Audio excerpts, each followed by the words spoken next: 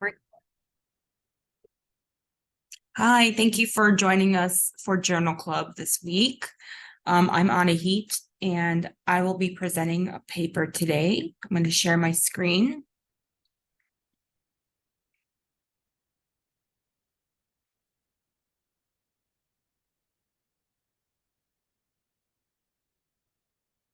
So the title of the paper that was recently published on August the 8th is Parkinson's Disease Neurons Exhibit Alterations in Mitochondrial Quality Control Proteins.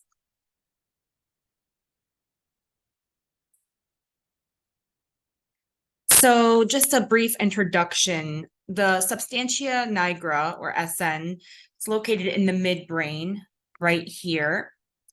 And it plays a role in movement and has a high content of dopamine-producing neurons. So the death of these dopaminergic or DA neurons in the SN is the primary pathological feature of Parkinson's disease. The loss of neurons leads to typical motor symptoms like tremor, rigidity, and it's unclear if the SN neurons respond to dysfunction in that they vary by condition or mutation. So this is what we're going to investigate today. So mitochondria has a surveillance system, and it's used to adapt to damage and monitor proteostasis and integrity. And this surveillance system is called Mitochondrial Quality Control System, or MQC. Any changes, such as neuronal loss, can adversely impact the MQC.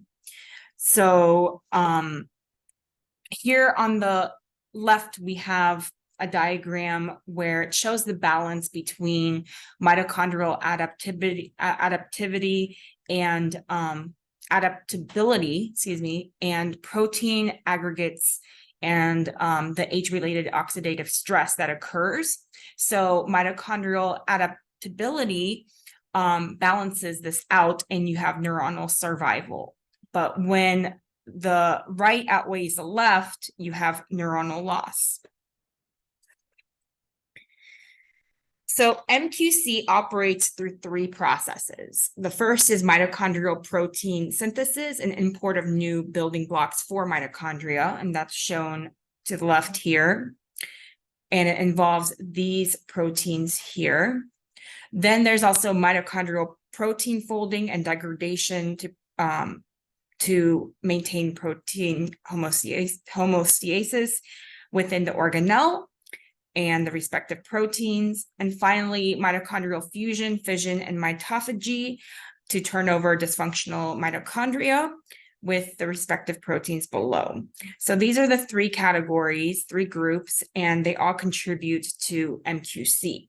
So the hypothesis in this paper is that the MQC system is impaired in PD, thus it's unable to compensate for increasing ROS and protein degradation, and that leads to premature neuronal death. So the study used IMC, which is imaging mass cytometry, in SN to study and measure MQC signaling proteins, again, all listed below this diagram here.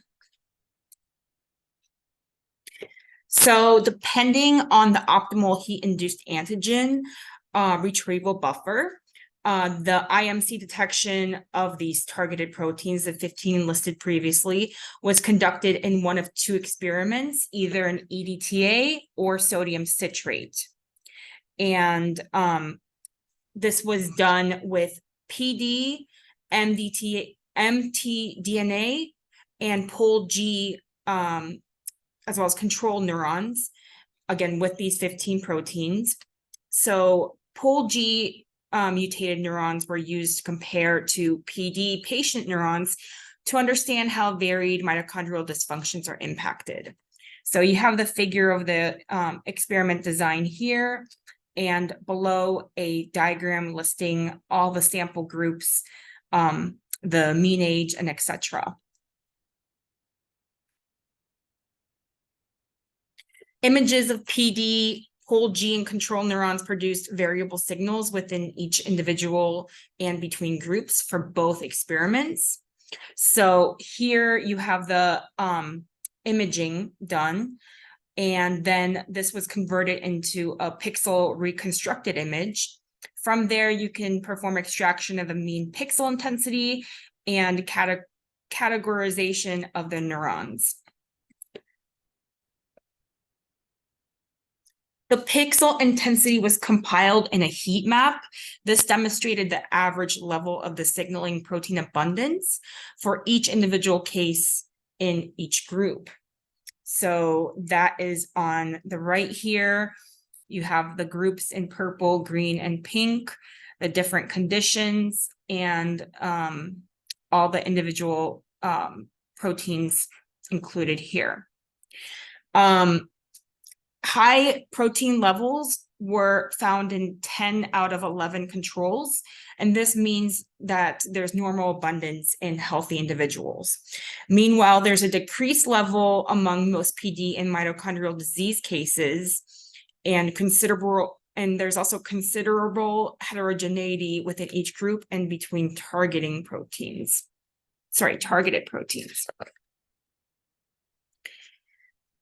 So using linear mixed regression modeling, or LLM, protein levels between PD cases and controls were compared at the single neuron level, depicted here in this volcano plot.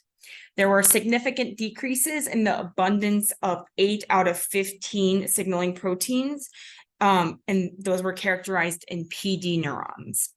So most notably, we have the decrease of PHB1 with a slope of minus 0.95 right here. A slope of minus 0.90 for MFN2 right there. A slope of minus 0.89 for HSP60 right here. And a slope of minus 0.96 for Parkin right there. So that's not surprising, though, because the pink one and Parkin mitophagy pathways are found to be deficient in PD.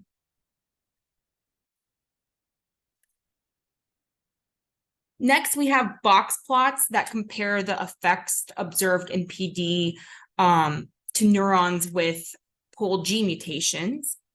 So these are just snippets of many box plots included in the article, but I'm showing these to show that in DRP1, which is right here, as well as in pink 1 phosphorylated mitofusion protein MFN2, which is not depicted here, there was lower levels of these proteins in Pol G. So you can see it's lower versus other proteins in DRP1 as well as MFN2, which is not depicted here. The difference in these Pol G mutations are lacking due to the difference in neurons with PD or mtDNA, because there might be a reduced ability to buffer dysfunctional mitochondria, and this is specifically linked to Pol G. Also calculated in these box plots below, there was a reduced MQC protein abundance in PD cases. So right here, for everything except DJ1 and DRP1. So here's DJ1 and here's DRP1. So you can see that they're not decreased in these cases. And this is despite individual heterogeneity. There's no significant difference in mitochondrial mass, which was measured by Porin-1 between PD mitochondrial disease cases or control, and the MQC protein abundance between mtDNA point mutation neurons and PD there was no significant difference. Additionally, multilinear regression, or MLR, showed that age, post-mortem delay, and sex had no significant impact on protein levels, and that's not shown here.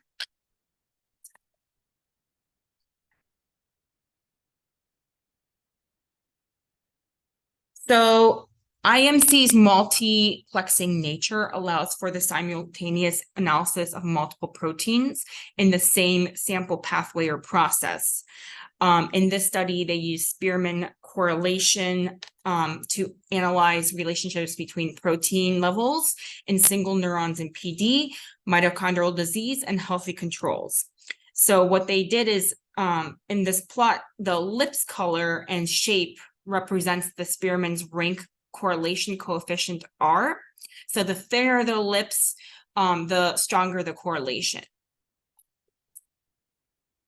So here are the plots. And in healthy controls, PD, mitochondrial disease, the proteins in these groups were the same or or their interacting pathway process was correlated. So for example, PINK1 and Parkin, or Parkin and PHB1 were correlated in the healthy groups PD and mitochondrial disease groups, which makes sense because they depend on one another. Signaling proteins are stronger in PD neurons than in controls, however.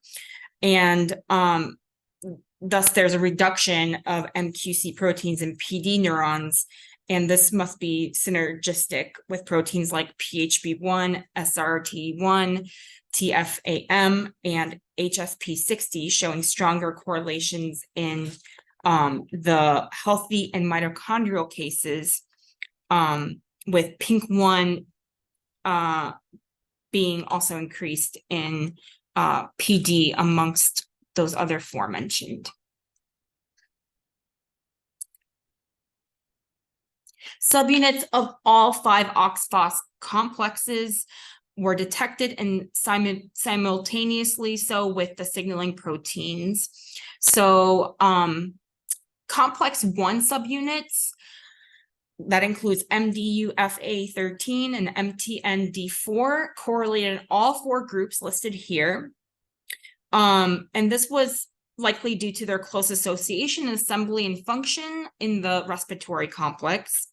In complex 5 subunit, ATP5B and MTATP8 showed correlation in PD, Pol G, and control cases, but not in the mtDNA point mutation group. Finally, in complex 3, UQCRC2 and MTCYB correlation in PD and control was found, but lost in both mitochondrial groups. So you can see that there's relevancy amongst the complex groups. The authors also investigated if signaling protein changes associated with OxPhos deficiency was defined below by the lower 10% limit of the prediction interval of the control, with the difference in mean, so the deficient minus the normal. And they ranked the MQC proteins according to the degree of change in deficiency for complex 1, represented by NDU-FA13, complex 4, represented by MTC01, or complex 5, represented by ATP5B. And they mentioned that modeling eliminated the effects of the varying number of neurons that fell into each subgroup. So here is complex 1, and there was no statistically significant difference identified in complex 1 or in complex 4, even though PHB1 and LON-P1 have strong increases all around, those being these 2 proteins here, and in complex 1 right here. And this was likely not significant due to the large individual diversity. There was, however, a significant increase in complex 5 for SRT3 and PINK1 in the control groups, but the reverse for PD and mitochondrial. And here is SRT3 and PINK1.